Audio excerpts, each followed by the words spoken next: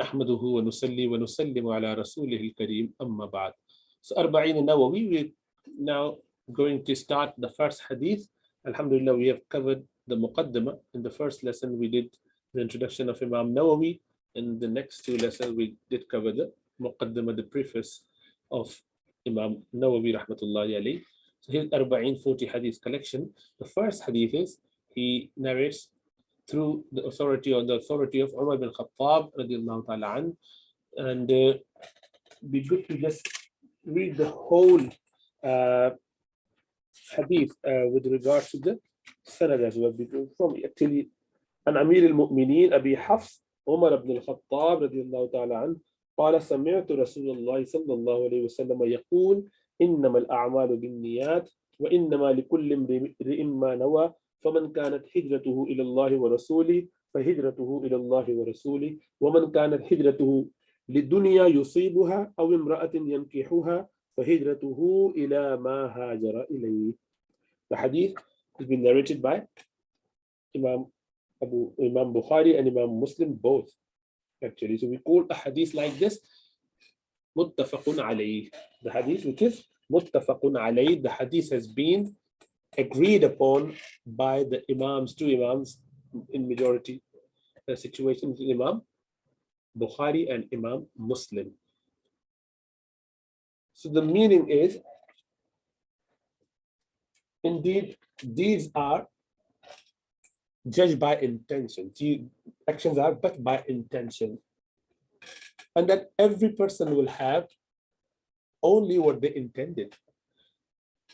Whoever migrated to Allah and His Messenger, his migration is for Allah and His Messenger. Whoever migrated to get something in the world or to marry a woman, his migration is for that to which he migrated. So firstly, why did we have this as the first hadith in the book? It's because Abdurrahman bin al-Mahdi, rahmatullahi, one of the greatest of the muhaddithun, he said, Man arada an yusannifa kitaban falyubdi bihadha al-hadith. Whoever intends to compile a book, write a book, let him start with this hadith. Imam Shafi'i rahmatullahi alayhi, he said, Inna hadha al-hadith yadkhulu fihi nisful ilm. Indeed, in this hadith, the half of the knowledge is being entered. So this is the half of all the knowledge that there is. So, nisful ilm. Imam Abu Dawud rahmatullah alayhi, the Sunan Abi Dawud, the compiler of that book, and Imam Abu Hanifa rahmatullah alayhi. So Imam Abu Dawud has selected four hadiths, whereby he said these four are the core hadiths from the corpus of hadith. He memorized, he knew 500,000 hadith from that group, from that big body of hadith that he knew. He selected four hadith, Imam Abu Dawud rahmatullah alayhi, and the first one is innamal a'malu binniyat. Imam Abu Hanifa rahmatullah alayhi, he had 5 hadith, 4 similar, same one, and 1 extra, and he has innamal a'malu binniyat as one of the hadith there as well, actually first hadith. So this hadith is actually one of the most important hadith in our deen. Now actions are but by intentions.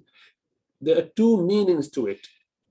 Actions, innamal a'malu binniyat. So for the students of knowledge, those who have been studying grammar as well, so they would know innamal a'malu. A'mal is ism, and binniyat jar majroor, binniyat by harf jar.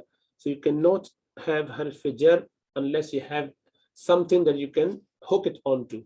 So this is muta'alliq. It needs to get hanging with something. It cannot be in a sentence without having a muta'allaq, something that it can get connected to, linked to. So that linked thing is, or muta'allaq, is either written or hidden. If it's written, if it's mentioned, it's there, we call it blag. If it's not there, then we call it mustaqar. But anyway, that's detail. But most important thing is you cannot have a jar majroor cannot get clung to noun. A'mal is a noun. It has to go with fail or shibh fail. So we have to get a fail out. There is a hidden fail there, a verb or something similar to it. Some sifa, sigha of sifa is shibh fail is ismul fail, fa'il, ismul maf'ul. So one of those has to be there where the jar majroor can be connected to. So based on this, there are two views. Imam Abu Hanifa rahmatullah alayhi on one hand and Imam Shafi rahmatullah alayhi on the other hand. So they say, what does that mean? Actions are by intention. So actions are completed by intention, or actions are accepted by intention. Without intention, actions are not counted at all. This is the view of Imam Shafi. So he says, if you do not have intention and you've done the wudu, your wudu is not done. If you've done any good deed and you did not intend, it is not counted as done. So action is null, void, it's not done. Abu Hanifa, on the other hand, he said actions are rewarded with intention. Even if you did it and it's counted, but you would not be rewarded for that. And they both come up with their explanation and giving like detailed, argument and details of all the evidences that they have. Imam Abu Hanifa would do a rebuttal, and they would, like Hanafis would do the rebuttal, and they would do the counter argument, and there's a lot of detail there, but that is beyond the scope of this discussion. All you need to know is try to have good intention, try to have intention for all the good deeds that you're doing. So Hanafis, for example, would say unintentionally if someone murdered, you did not intend, you threw a stone, a little bit bigger stone, and it accidentally hit a man, would you say the action didn't happen? I mean, would you say the man is not killed, it is killed? The person is killed with that stone or with that bullet, but it was unintentionally done, so there's no intention. So are you saying the action does not happen if there was no intention? So where is that? Obviously, in the context of ibadat, Imam Shafi says, it is for ibadat, the action will be done, and it would not be done if there was no intention. For example, if you had no intention of doing wudu, your wudu is not done. So based on this, they would say wudu is a condition, is a must for your, intention is a condition and a fard or wajib or shart for your prayer, for your wudu. So you have to have intention for your wudu. Hanaf says Allah subhanahu wa ta'ala has put only 4 conditions in Quran, and we keep it at that. And we say intention is to get the reward. If you did not have intention, you would not be rewarded for that action, but that action is valid. So you have done your wudu. إذا قمتم إلى الصلاة فاغسلوا وجوهكم وأيديكم إلى المرافق وامسحوا برؤوسكم وأرجلكم إلى الكعبين. Those 4 actions Allah mentioned about face washing, hand up to elbows, feet up to ankles, and masah of your head. If you've done that, your wudu is done. Allah subhanahu wa ta'ala has made it very clear in the Quran. We can't add or subtract there. Shawafi said, well, this hadith makes it very clear that you should have intention. What we say that is to get the reward, not to actually get the action done. Action is considered done, it happened. Anyway, so leave that. We just have a bit of idea. But having a pure intention to please Allah subhanahu wa ta'ala alone, that's the whole idea, having the intention which is good for the sake of Allah. And then every action becomes a good deed. Whatever you do, it becomes worship. The aada, the habit become ibadah, worship. So having good intention, even if you sleep with the intention that I would get some recharging, some energy, I'll be refreshed, I would do my ibadah better. I would do some khidmah of deen. I would work to earn halal for myself and my family. So having good intention makes everything, to the point that even talking, discussion, eating, sleeping, everything become ibadah if you have a good intention, fulfilling the sunnah. Dr. Abdul Hayy Al-Arifi, rahmatullah alayhi, he used to say that I would come home from my clinic, and when I'm about to enter my house, I know my grandchildren will be rushing to come to me. So, and I feel like going and then hugging them as parents normally do and grandparents would do. But I then say, you know what? No, I wouldn't do that because I want to do it. I do not want to fulfill my wish. Rather, I would stop and think to myself, this is Sunnah of Rasulullah sallallahu alaihi wasallam. It is Sunnah of Rasulullah sallallahu alaihi wasallam to cuddle, to hug, to kiss your children. So I'm going to do that with that intention. So it becomes ibadah for me. So he would then go and hug his grandchildren. So see, even that simple thing like that, the pious people would make that into ibadah. Every action, and you can have more than one intention for the nafil especially. Not for ibadah, for like fard prayer, but other nawafil, you can have more than one intention. So however many intentions you have, you get the reward. And that is why the saying, niyatul mu'mini khayrun min amali. The intention of a believer is better than his action, because he could have more than one intention. So you, for example, in your house, you wanted to have some ventilation. So you got that ventilator, the window at the top, a wide one. And the intention is to get some sunlight. The intention is to get some wind, nice blow here and there, keep the house clean, nice ventilation. And that's all like in a perfectly fine intention. There's no harm in that, but there's no reward for that. If you had the intention that I want this window so I can hear adhan, if you're in the Muslim world or a place where adhan could be heard. So I want that so that I can hear adhan.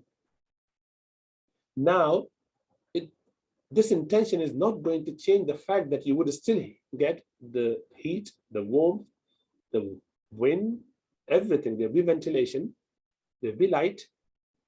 Nothing changes except that your intention makes you come close to Allah subhanahu wa ta'ala, and that action becomes ibadah for you. And that is why for every action we must assess what is the incentive behind it. How do you know? It's a difficult task. Nothing is more difficult on a person than sincerity. Checking the intention is very, very difficult, but we should be doing that a lot. We need to have ma'rifah of nafs, knowing my nafs. What makes my nafs happy? What makes my nafs go a bit, crazy? So if I know my nafs, I would act properly. And how do you know your nafs? You have to do a lot of dhikr and be in the company of shuyukh, ulama, sulha, the pious people, spending time in their companionship, staying in their company. Even if they don't say anything, you would start seeing your sins. You start seeing your heart, how it behaves in certain situations. And once you start knowing your nafs, then you can tackle it better. There was a sheikh who was sitting in the company of Mawlana Shafli Thanvi Sahib rahmatullah alayh. Someone asked a question in that majlis. So Hazrat said to this scholar who was a student and his murid as well, he said, okay, why don't you respond to this question? He said, oh my sheikh, I am jahil, I am ignorant, I don't know anything. Just lowly creature, I'm just a faqir. That looked at him and said, yes, actually you're right, you're jahil, you're faqir. I should have asked you, but anyway, no problem, let me answer it. And he answered. And he called him jahil, faqir, and ignorant to this and that. And then he responded to the question. And once the majlis finished, he let everyone go and asked this particular scholar of his student, who was a scholar himself, to stay behind. And he asked him, what was your feeling? How did you feel when I say that you're ignorant, jahil, faqir, lowly or whatnot? How did you feel about that? He said, it hurt me. I felt hurt. So why? Say, yeah, Ustad, I was sitting there in the majlis and you called me jahil, faqir, ignorant. Obviously, that was quite hurtful in front of everyone else. He said, but you said that about yourself. I just repeated it. You shouldn't have felt that way. I wanted to test you on this. And now that you felt it, it means that your initial saying was a ploy from your nafs. Your nafs was playing with you. When I asked you to answer the question, your nafs knew automatically that your knowledge is being testified here. The Sheikh has given you the authority to answer. And you know, in this majlis, only the most knowledgeable of the students respond to the question. So if you are given this opportunity, and it's very clear that Sheikh has got trust in your knowledge.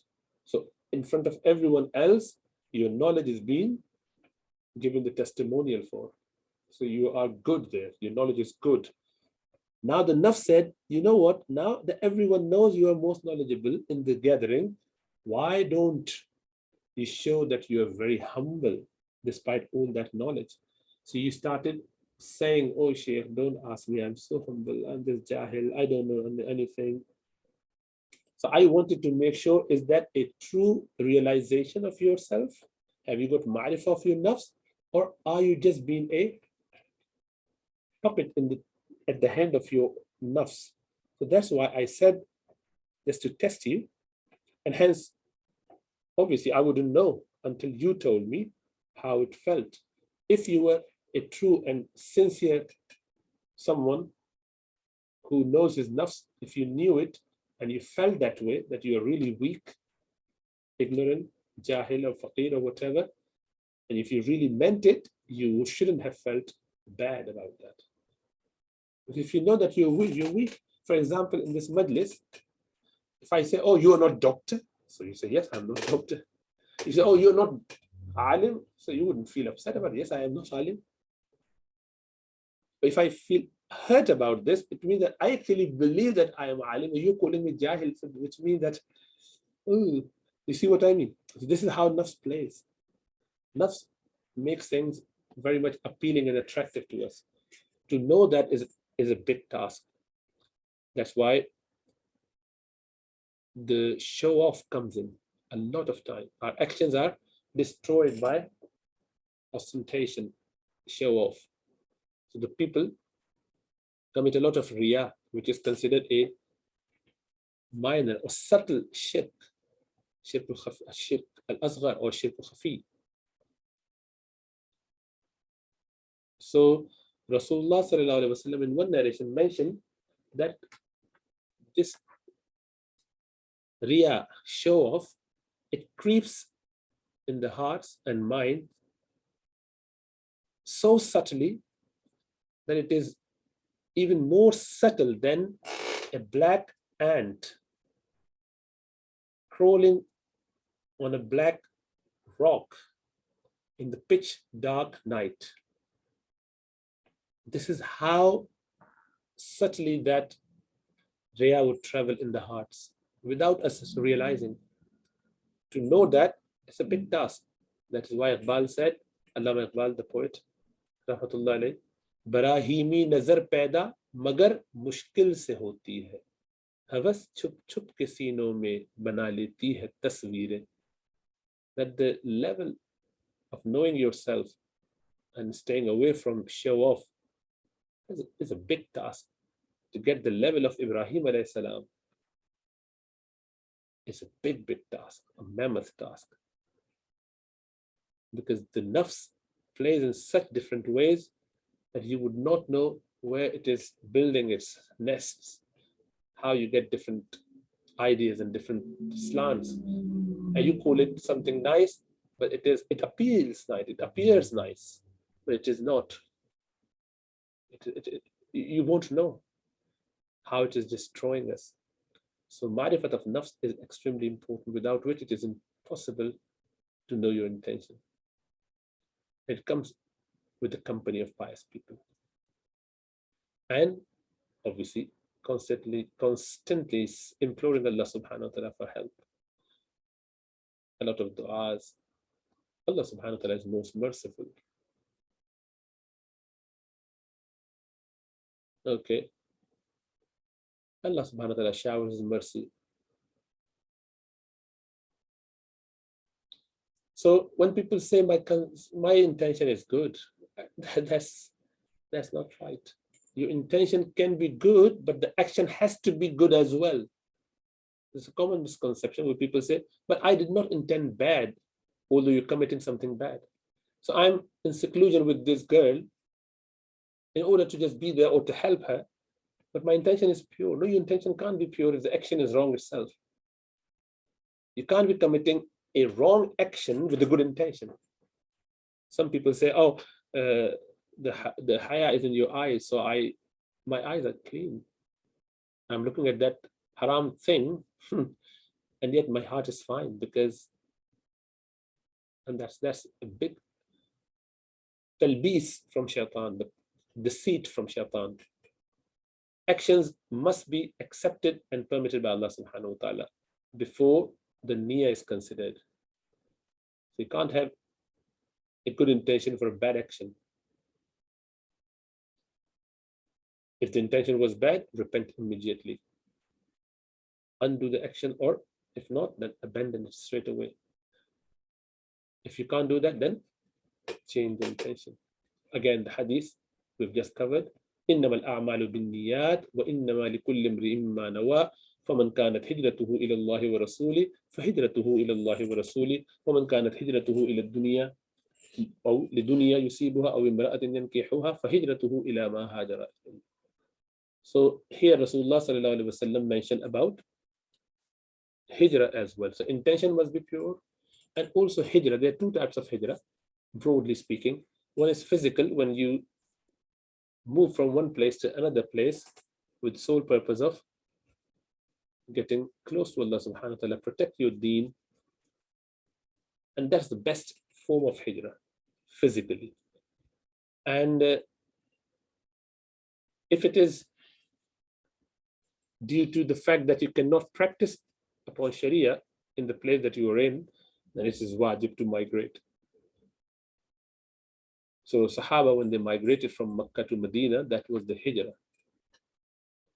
And there's a spiritual hijrah as well, the hijrah which you do all the time, which is وَالْمُهَاجِرُ مَنْ هَجَرَ مَا نَهَى اللَّهُ عَنْهُ. Before that, Rasulullah sallallahu alaihi wasallam in this hadith says, Al-Qayyisu man dana nafsa. The Qayyis, the intelligent one, the most sagacious fool, most intelligent person out there is the one who knows his nafs. Again, innamal a'malu binniyat, connected with that. وَعَمِلَ لِمَا بَعْدَ الْمَوْتِ, and he acts, he works for the life hereafter. He knows his nafs and he works for the life hereafter. That's the most intelligent person out there. And then والمهاجر, the migrator is the one who migrates from what Allah prohibited him. The sins, again, muttafaqun alayhi hadith. The sins that we commit, whatever Allah forbade us, we need to migrate from there to here. That's the hijrah. That's a true hijrah, and that should be done all the time. So we must check our intention. We must make more intention for nafli ibadat, especially. If you can't remember, then say, Ya Allah, I'm doing this good action, and I've got all the intention, all the prophets, Rasulullah sallallahu alaihi wasallam, pious people have about this. So give me reward of all of those. And if you don't know how to do it, ask your mentor. So he will give you suggestions. Okay, so innamal a'malu binniyat. That's a part of a long hadith. Just one quick point about this, just to finish off, is, as you know, there is a story about this. One particular individual, he used to love a girl called Qais. Qais, they were Muslims. So Qais, when everyone was migrating, he decided that he does not want to migrate.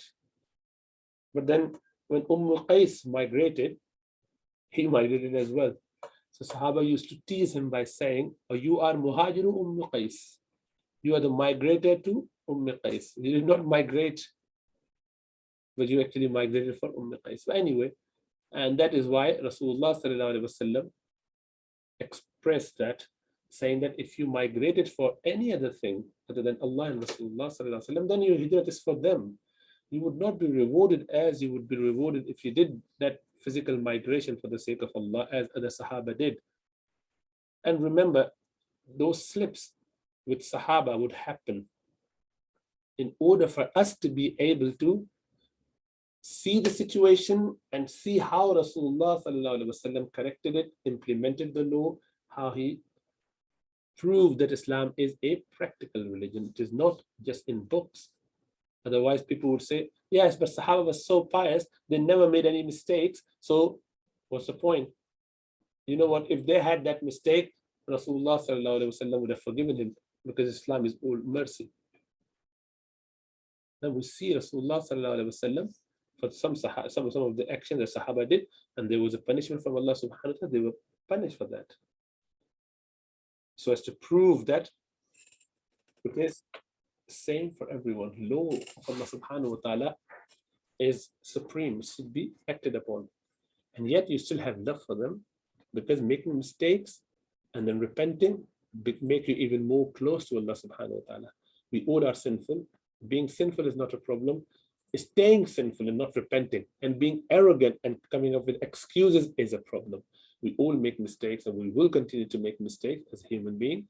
Yet we should try that we never do that. And if we accidentally, or through the spur of moment, in the spur of moment, with the slip, with some idea, with some seduction, do that, we return back to Allah. وَلَمْ يُصِرُّوا عَلَى مَا فَعَلُوا وَهُمْ يَعْلَمُونَ. They do not become insistent on their bad action. They do not come up with the excuses, oh, it was because of that. Just they, bow down to Allah subhanahu wa ta'ala, hands up, Ya Allah, I made a mistake, Ilahi la tu'adhibni fa inni muqirrum billadhi qad kana minni. Whatever happened, Ya Allah, I seek your forgiveness, please forgive me. I'm not going to give you any excuse, you know it. I made a mistake, Ya Allah. And this is the dua of Sayyidina Yunus alayhi salam, La ilaha illa anta subhanaka inni kuntu min al-zalimin. There's no one worthy of worship except you, O my Lord. And I am the one who did the wrong. I have been transgressor. I have done the wrong. This is what he said. And that's one of the beautiful du'as and the repentance. May Allah give us tawfiq and guide us to the right path. Assalamu alaikum.